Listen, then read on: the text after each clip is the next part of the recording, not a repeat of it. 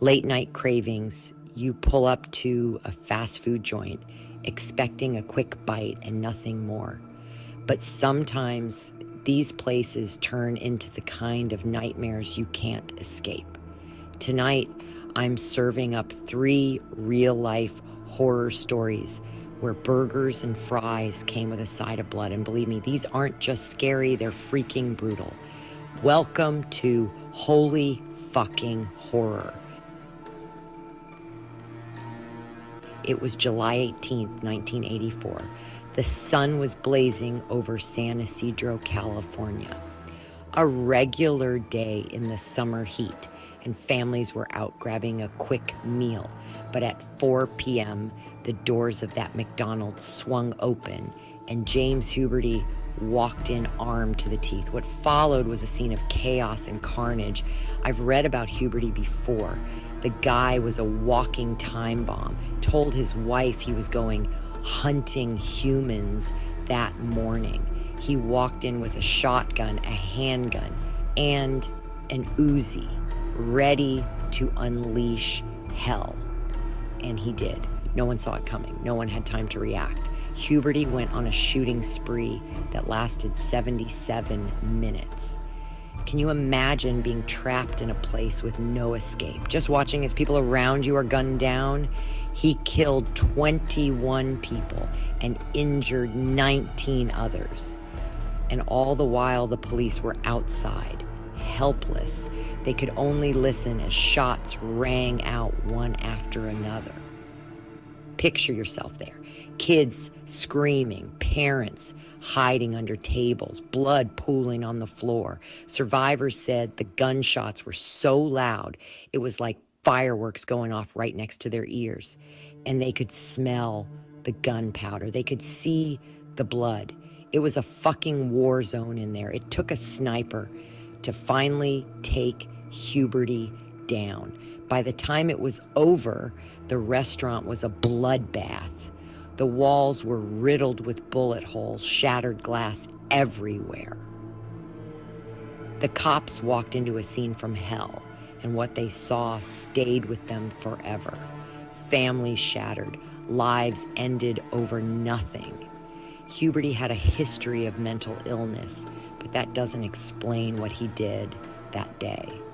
Some say he snapped because he lost his job. Others think he was just plain evil, but no one really knows, and that's the scariest part.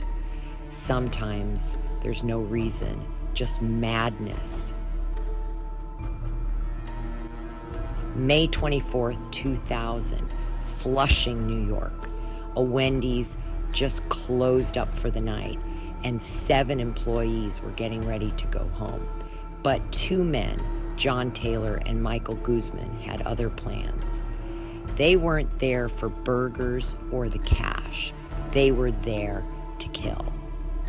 I've been in those walk-in freezers. They're cold, cramped, and there's no way out if someone shuts the door.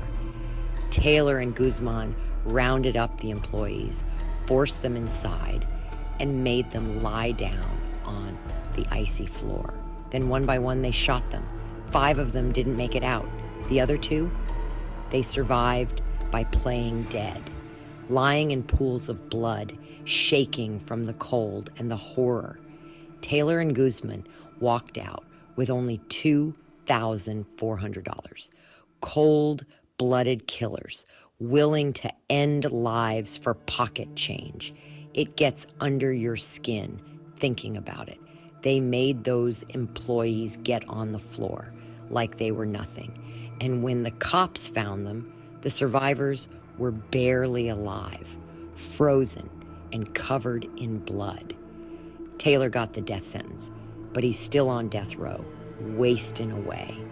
Guzman, he got life without parole. They're both rotting away, but it doesn't change what they did.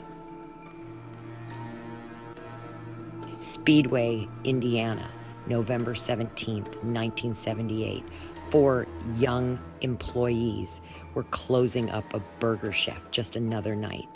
But when the manager came in, The next morning, the place was empty. No sign of the workers, no sign of struggle, just gone. I remember reading about this one. 4 kids just trying to make a living, taken in the dead of night. They were found the next day in a wooded area miles away.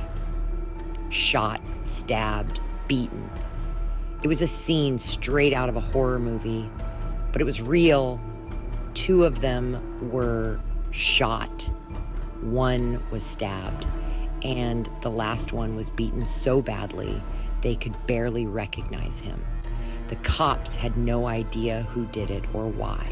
They found some beer bottles at the scene, but that was it. No fingerprints, no suspects, just 4 lives snuffed out like they were nothing. Imagine the fear they must have felt, taken in the middle of the night, not knowing where they were going or why. And their families, they're still waiting for answers. It's been over 40 years, and this case is colder than ever. Whoever did this, they got away with it.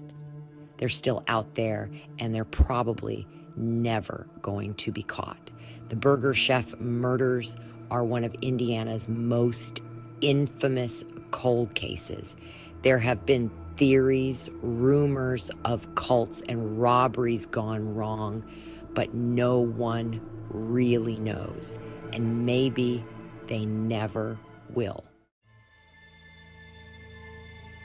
3 fast food joints, 3 brutal murders. The next time you're in line for a burger, just remember, some people didn't make it out alive. If you're still here, hit that like button and subscribe to Holy Fucking Horror. Because in the world of true horror, fast food might fill you up. But these places, they'll haunt you long after you're gone. Fast food is supposed to be quick, but sometimes death is quicker.